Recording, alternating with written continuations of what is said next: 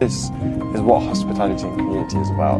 When all people come together for the good of each other, only good things will happen. Është lindur në Angli, por prej 9 muajsh ka vendosur të jetojë në Shqipëri, pikërisht në fshatin Kaq të bashkisë së Vallëdejës. 21 vjeçari Giovanni Cinari është mjaft i zotit në programe kompjuterike dhe organizim konferencash në përballë.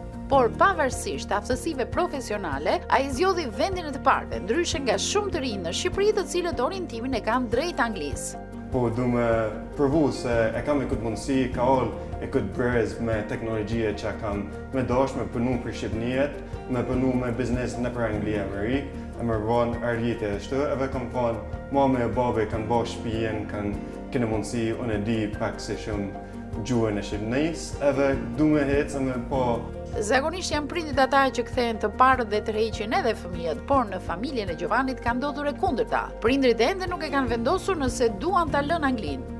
Giovanni është i fokusuar, ne do të shkojmë sa më saktë deri sa të bingjojmë në Terezi. Duhet më janë kohës.